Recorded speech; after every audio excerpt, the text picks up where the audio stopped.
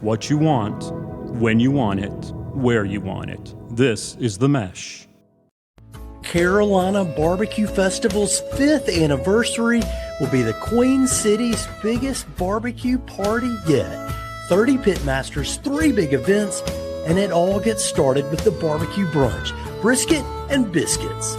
Expert barbecue pitmasters team up with Charlotte's top chefs to create a curated food event in partnership with Savor Charlotte.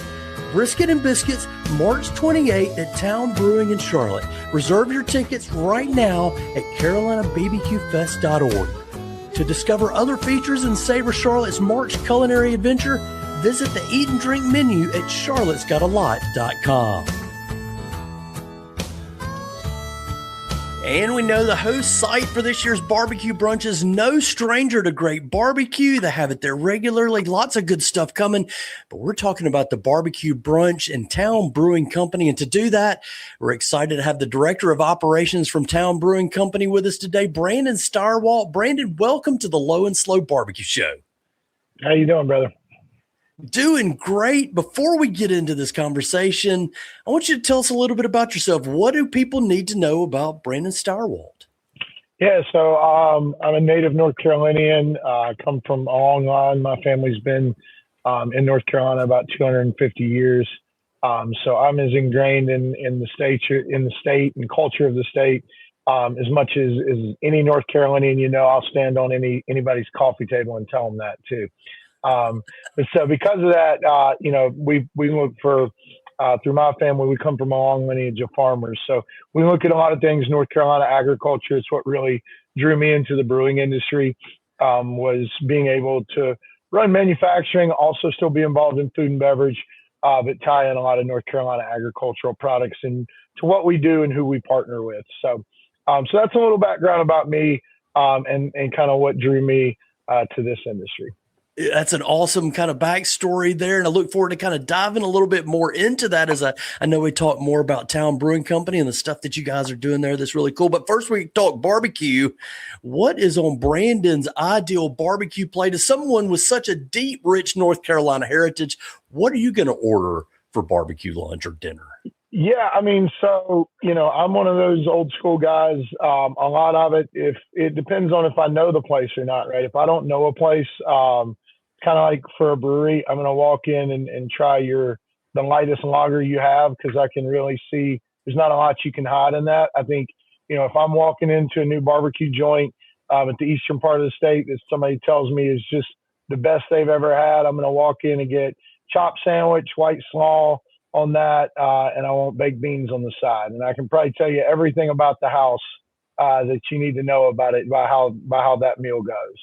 Yeah, that's a great barometer to judge a lot of different things from. So let's talk about Town Brewing Company. Tell us a little bit about it and how you guys came to be. Yeah, so we started, this will be our going on 8th year of operation now. And so we'll celebrate 8 years in September. Town was an old auto garage that got rehabbed. It was 4 guys that started it. One has since passed, but 4 guys originally started the brewery. They were home brewers. This was an old auto garage that they rehabbed, and it was kind of fun because they had been home brewing in a garage, and so they went from garage to garage is the big joke that we've always got. But just they were looking for somewhere that had a really good sense of community, and the Wesley Heights neighborhood here just outside of Uptown in Charlotte really had that. It had a very firm neighborhood boards and people that were involved and really wanted to see the neighborhood flourish without robbing its identity. A lot of times in Charlotte, people just come and tear down everything and build something new and kind of wash an identity out of a neighborhood. And this neighborhood has not done that. And so we wanted to be a part of that neighborhood. So, 8 years later, really about 9, 10 years later from the planning and inception from that, here we are. And so we've been going strong. We've won some national awards. We just won for the second time in 3 years the QCBF Dan Wade Trophy, which celebrates the best beer in Charlotte. So we've been doing a lot of good things, man, just really having fun with it, but trying to really put out a quality product as well. Yeah, and when I visit townbrewing.com, you really see a lot of the feel that you guys have retained in the property. Definitely a cool looking spot in an old auto garage. You got the big garage doors that come up and down, so you kind of get a good feel for how you guys have retained sort of that original flavor of certainly of that site and the community as well. So now that I've kind of set that up, what can people expect when they visit Town Brewing Company? Yeah, so we try to keep a really comprehensive menu board. We're doing some fun stuff. We've got try to check off something in a comprehensive style. So we try to keep like a wheat on, a sour on, a hazy IPA, a West Coast. We'll have a light lager. We'll have some sort of fruited beer, a stout. Really, anything that you're looking for, we try to keep something comprehensive on the board for you to come in and enjoy. And then outside of that, we're also running. We do run some small bites here as well. So you can come get dinner with us. It's more like pub fare, general American pub fare. We've got a really small kitchen, but we maximize what we can get out of that kitchen. Would love to have a smoker, but unfortunately, the way the building was constructed and where we were at wasn't something that we were able to install. But we do have some great fun with our food too. But then outside of what we make on site, we also offer a lot of things for people that we don't make on site, being it, wine, cider, and spirits. And so we try to carry in all of those avenues something that is locally made. So we do carry a North Carolina cider. We also carry 2 SKUs of North Carolina wine amongst a host of other wines. But we do have something in the category with North Carolina. And then I believe we are the only place in Charlotte, North Carolina, that is carrying exclusively North Carolina spirits. So pretty much all of we have a full bar. We can run, anything from gin to tequila, our whiskeys. We've got bourbons, all made in North Carolina. Most everything is within an hour to an hour and a half of the brewery. So you're really getting, no matter what you have with us, you're really getting a full immersion of the taste of the Carolinas here with us. Yeah, and you kind of mentioned this in your introduction there, and you've touched on it again here. But why is it so important for the business to provide those North Carolina products in addition to what you're doing? You don't have a mindset of competitive folks here, or why is it important to include that? Yeah, so we preach buy local, and so I don't want to be hypocritical and then start buying Canadian or European malt. When I'm making beer, or if we're trying to pull in spirits, just supporting national brands when I could be supporting my brothers and sisters in arms here in the distilling industry. And so we really want to embrace all of that. I think a big thing for us in our beers is about 95% of the malt that we're running in our beer it's actually grown in North Carolina. I told you I'm a 9th generation North Carolinian. I'm also 9th generation Rowan County, North Carolina, and I'm very proud of that. And our grain is actually being grown in Rowan County. And so there's a malt house called Carolina Malt House, just right outside of Cleveland, North Carolina, right there in Rowan County. And they're getting all of their grain from 30 miles within the malt house. So we're using that in our product. And I think it's really important for the Carolinas to support agriculture, because I do think, in wine, they call it a terroir, right? When you can start to taste what the soil and what the conditions are into your food or beverage. And I really do think there is a specific terroir to North Carolina grown grain, North Carolina grown hogs, North Carolina spirits. And we really want to celebrate that. We want to make sure that we have a very distinct agricultural product when we're looking at national and even global competitions, and just so people can register the authenticity of who we are as Carolinians. Very cool. I want to go back to something you talked about there and get back into the beer here quickly. What do you feel like your most popular beer is, and what do you think that you do best? Yeah, so our most popular beer in the tap room is going to be our Spratz Lager. We named that after Thomas Spratz. He was the first settler of Mecklenburg County. It's an American light lager, so it is a porch pounder for sure. It's what the people are getting after on Saturdays. It's, a lot of times we've got some friends at a brewery called Divine Barrel in Charlotte. They named their light lager the lightest thing you have. because people will come into craft breweries on a Saturday and say, "What's the lightest thing you have?" or "Can I get the lightest thing you have?" So it is definitely a patio pounder. That beer, it also, light beer pairs well with about anything. So especially a good afternoon. But that's definitely our most popular in the tap room. Now, outside of the tap room, there are still a lot of people in Charlotte drinking hazy IPAs. So we have a beer called Hazy Behavior, and Hazy Behavior would be our outbound flagship. That's really the one we hang our hat on outside the doors. Okay, so I go to the food menu here at townbrewing.com, and you mentioned you've got a tight kitchen, a full offering, though, wings and a lot of flatbread pizza. But the thing that immediately caught my eye is game day menu and game day dogs. That's what I'm talking about, Brandon. Y'all have got some legit lineup of hot dogs, and it's hard to beat a good game day hot dog with that light lager. It is, man. I mean, you get a bucket of Sprats and a couple dogs, and I mean, you can butter my butt and call me a biscuit after that, man. Great stuff there. So what do you guys feel like, economic climate varies from year to year and over, a period of close to a decade now. I'm sure you've seen a lot of things come and go. What do you feel like the biggest business challenge you guys are facing right now might be? Yeah, I think the biggest thing is, our industry has seen, I don't want to say a bubble burst or a wave crash because it's still very viable. A lot of people use, and these are, just words that sometimes people will, can condemn an industry without understanding what's going on in it by saying things like saturated or oversaturation of market. Really the craft brewing industry saw a huge influx in about hyper-focus, in the past 15 years, and really hyper-focused to the past 10 years. And right before COVID, we were kind of in a golden age there. And I think what happened is I don't know that we reached a saturated market necessarily. I think we reached a very mature market. I think people, love to write about breweries closing or breweries struggling in our industry. And look, most businesses in America don't make 5 years.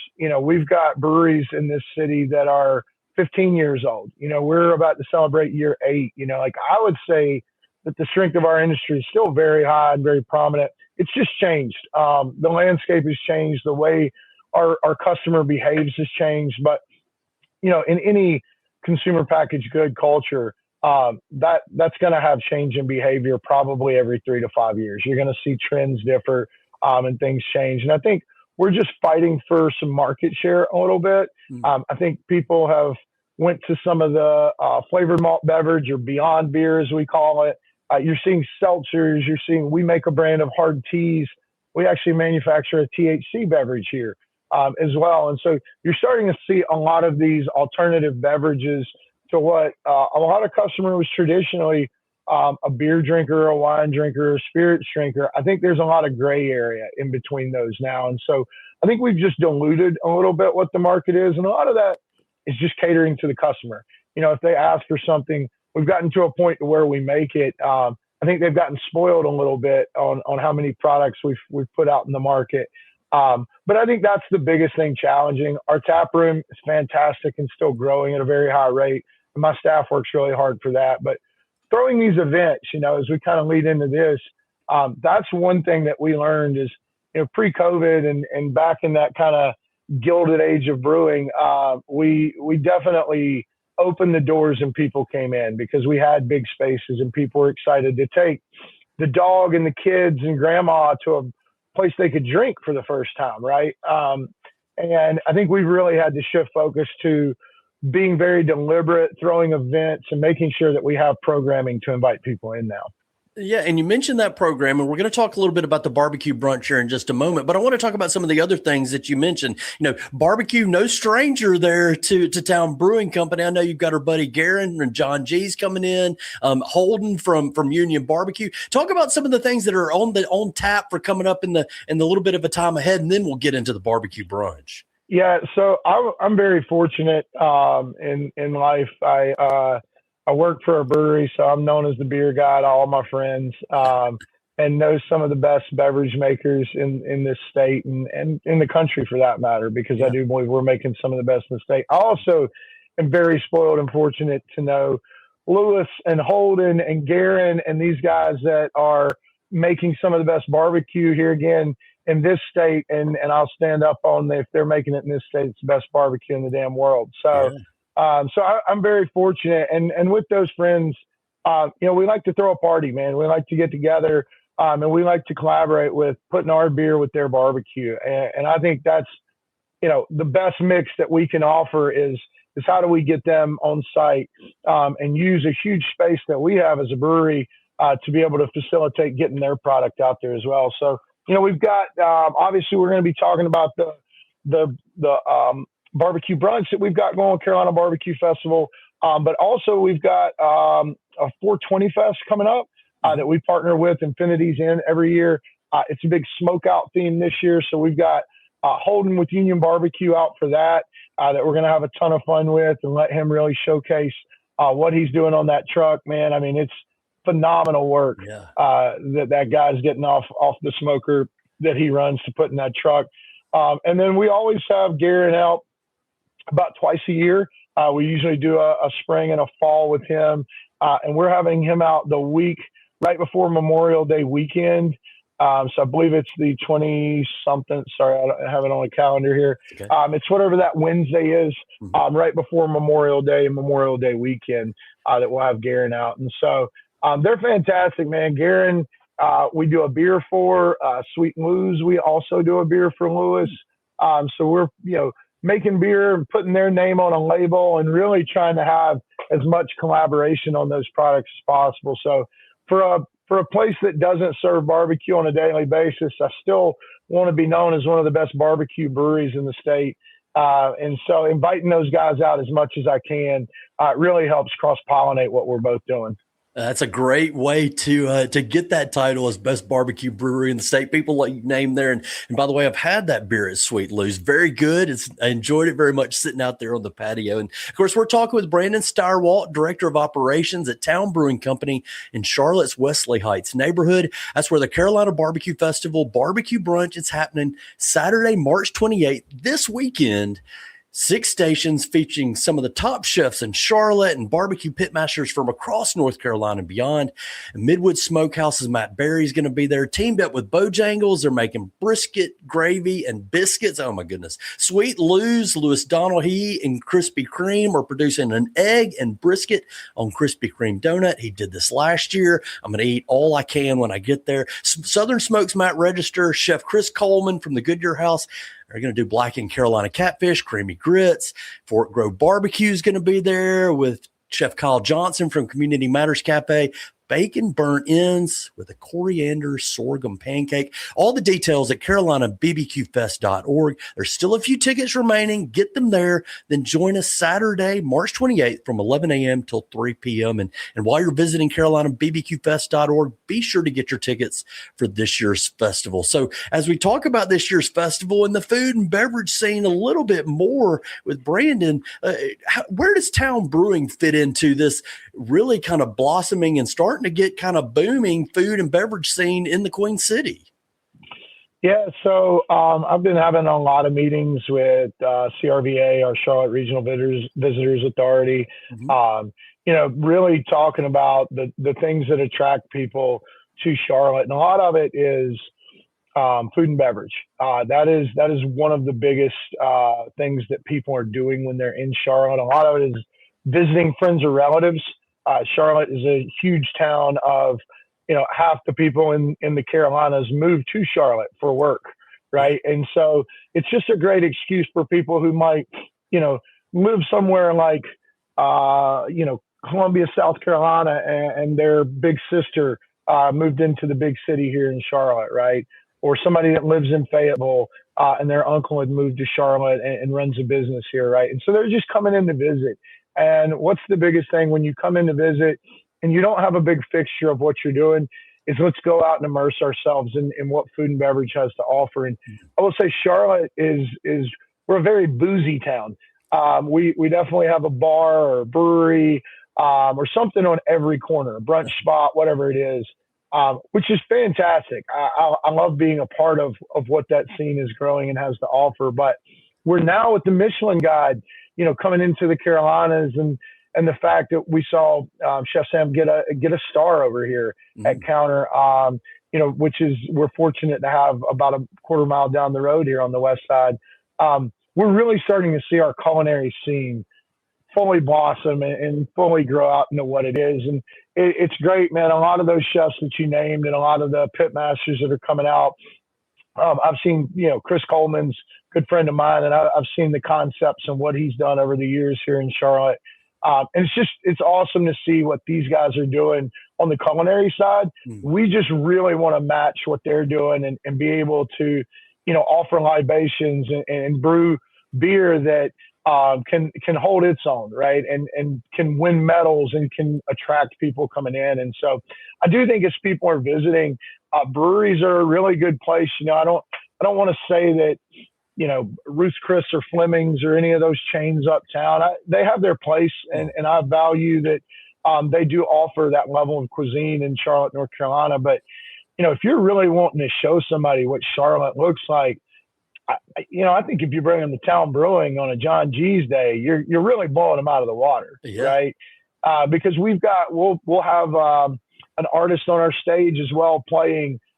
There's markets that we have, like with the 420 market, you'll see a lot of local vendors. We've actually, we've run a tattoo permit here that we can have folks come in and do on-site tattoos. And so if you really want to see what Charlotte looks like, pop into my place on one of those days. You're going to hear it. You're going to taste it. You're going to feel it. You're going to touch it. You're going to drink it. You're going to really see what this city has to offer. Yeah, feel the pulse of the Queen City there at Town Brewing Company. Hey, I want to ask you here, Brandon, while I've got you on, you mentioned the Michelin Guide, Top Chef Carolinas, all this spotlight on the food and the culinary scene, and you guys pairing what you do with what they're doing. How do you feel like this attention is affecting Town Brewing Company and maybe the beverage industry? Yeah, I mean, I definitely think it's giving us a rise overall. I think that, at one point, people in this city had a bit of disdain for how much food and beverage was growing. I think that they wanted fixture in other industries and other areas. And that's frustrating for somebody who works in the food and beverage industry in a city that's growing so much. But I really think a lot of what these things have done is start to solidify and anchor the fact that, wow, this is good for our city. This is growing our city. This is creating more traffic for people to come in and see our city and potentially move here. So, a big thing for us in the beverage industry is, these places give us an area to showcase our products as well. So the more bars and restaurants that open and are doing well, the more draft lines that I can get. And so that's never a bad thing for me. But, I think the big thing that, I always try to show people is, I'm a poor kid born in the country. And, I've worked my way up to director of operations of a manufacturing brewing company and full service restaurant here. And so the upward mobility, I think that the food and beverage industry has to offer is something that I think people should celebrate big time. And I think, again, people are finally now, because of the accolades, because we're getting our flowers a little bit, if you will, I think people are finally starting to see that we're as much of a part of this city as anything. Really cool perspective. And a big part of the city coming up soon is that barbecue brunch, brisket and biscuits. How did Town Brewing get hooked up? Sweet Lou and some of the team that are behind it, but how did you guys get your name in the hat to host it this year? Man, I used to go bug Lewis and try to get some beer in his place back when I first got in the beer industry and just watch him tie sausages right when he opened. And so we got to be pals, man. And really from that, we just started talking about ways that we can pull bigger and bigger things off in this city, ways that we can support each other.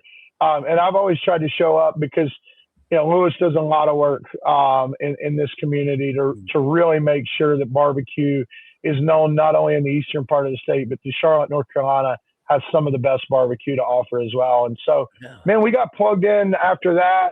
We started serving the pre-party at Carolina Barbecue Festival Really had a lot of fun with that. Got to know a lot of the people on the Carolina Barbecue Festival team. Started working with them, and again, started working with CRVA on possibilities for how we can lean into things and showcase larger formats for festivals. And, we've got a good spot here.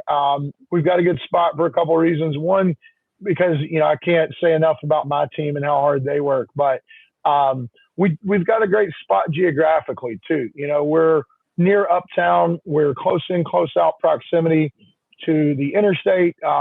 We just got a really, really functional location, if you will. And I've also got a good amount of space here because manufacturing facilities take a gratuitous amount of space. So we sit, just the building is 11,000 square foot. Only about 4,500, 5,000 of that is actual tap room. We've got about 7,000 square foot of manufacturing space. And so there's some areas we can flex into because of that. And there's also a large parking area that we can rope off and flex into and be able to utilize as part of the festival space. So all of this functionally just really started making sense. I want to tell you it's because I'm so good looking and easy to work with, but those are probably two of the least reasons that they chose us. But yeah, man, we really just started kind of watching it fall together and talking about how this could work. And it came together without a hitch, man. The teams working on this are really putting on a great show. And so I'm really excited to see it coming up here this weekend. Have you got an idea for what the setup's going to be for it? You got 6 different food stations. I know there's going to be music and lots of stuff happening, but have you kind of planned out what it looks like in your brain?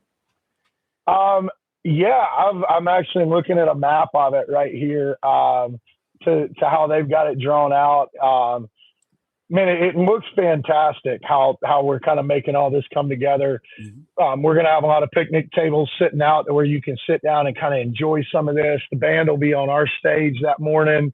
The tap room will still be functional in and out. We'll have some beverage stations outside too. So there'll be a private bar just for the barbecue brunch if you're ticketed into that. Man, there's going to be some stuff used in the manufacturing side. So right beside our brew house and some in front of the cellar. So there will be some really cool behind the curtain stuff that people get to see where we make our product and how that's made. And so, man, it's a full use of the space. I think it's going to be a booming day. I've talked to a lot of folks that have gotten tickets that have had this kind of on their map for a while. The amount of different cuisines at this too, I think is something noteworthy. I think that, people hear barbecue brunch and they're like, well, why would I do that? I could just, go to a barbecue spot, for the weekend, or I could, stop by and just order a huge tray of everything that somebody had to offer. And that's not the case at all. I mean, or we're looking at, oysters and smokers coming in and, like you said, the Krispy Kreme donut fixture and the heart attack on a bun that some of these things are, man. I mean, I can't wait for how different each food station is going to be, the way that these guys see and invent. And, this is an amalgamation of pitmaster chefs, like a lot of different culinary backgrounds. And so the full use of the space and how these guys are all jumping in it, I'm going to be as excited like a kid in a candy store as anybody. I've told my team there's got to be a ripcord moment where I don't have to work anymore so I can choke down a few beers and really enjoy it myself too. Yeah, you better get there early because they playing well and it goes very quickly. Not the beer, but the food goes well. So maybe eat the food early and have the beer at the end. So here we are as we wrap it up. Brandon Stirewalt, the Director of Operations at Town Brewing Company. We've covered a lot here about the brewery and the brunch. Well, what's something we haven't covered that maybe you'd like your audience to know more about? Yeah, I mean, I think a big thing about us that we really haven't touched on too much, and it's one of the biggest parts of who we are as Town Brewing Company is music. I think that's one of the biggest things that, when I was a young man in Charlotte, there were a lot of theaters, with Tremont and Amos's was a little bigger at the time. Neighborhood had went through some ebbs and flows. It's now getting good acts again, but we went through some times to where like a lot of these, again, corporate conglomerates of music, had kind of taken over and shifted a narrative of what musicians were playing and how you got to see live music in Charlotte. And so because of that, I don't think we fostered for a time a great community of rising musicians. And I think that's changing a lot now. And so our stage, man, we try to run music 4 nights a week, every week. There's sometimes music 5 nights a week. I'm running every Friday and Saturday. You're guaranteed to see live music at Town Brewing Company. On Sundays, we run an open hip hop jazz session that some guys host for us that are phenomenal musicians. One of them was a UC Berkeley student. I mean, these guys are really doing something cool, and that really ties in a lot of the historical side of the West Side being a historical Black neighborhood over here, that we want to offer equity to everybody. So it's not just unilateral, one type of music around. So having that hip hop jazz session is one of the coolest things we do, to be honest. And then Monday nights, we run an open mic night. And once a month, we run a singer-songwriter session as well. And so all of that, man, we really want to support local arts and whatever that is. But music is a huge thing that we do here at Town as well. Yeah, I can't wait to see that coming up at the barbecue brunch. And there's a full schedule of events at townbrewing.com. You can check out the tap room events and, of course, follow them on Instagram and keep up with what's going on.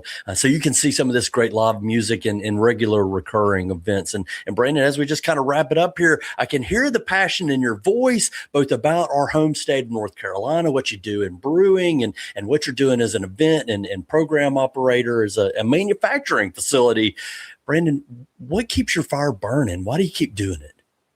Well, I think a lot of it is I'm very fortunate. I grew up, again, 35 minutes up the road. I got the state flag tattooed on my back, man. I mean, this is home. My bones will be in this ground one day, and like all of my family before me.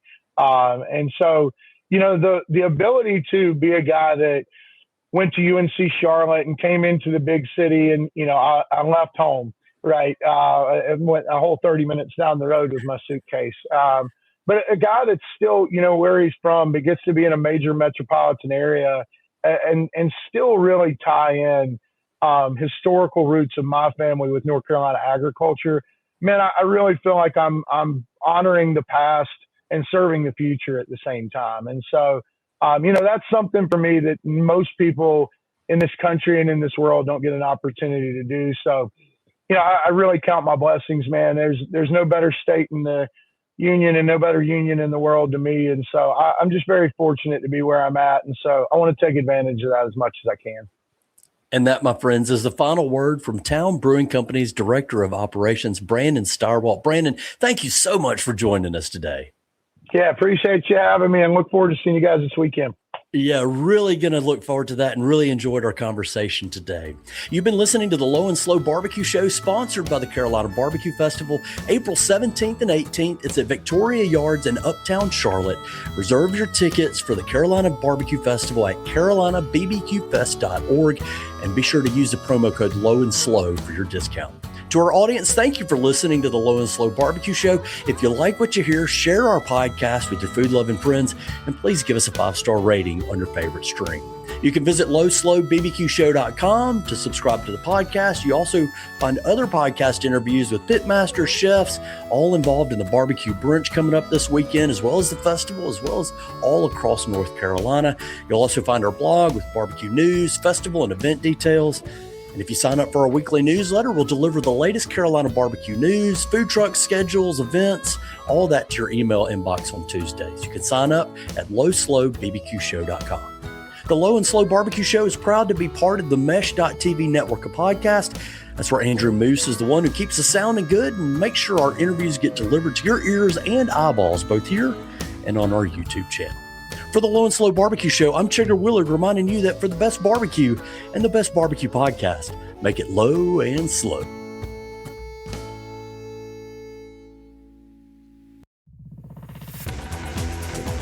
You've been listening to The Mesh, an online media network of shows and programs ranging from business to arts, sports to entertainment, music to community. All programs are available on the website as well as through iTunes and YouTube. Check us out online at themesh.tv. Discover other network shows and give us feedback on what you just heard.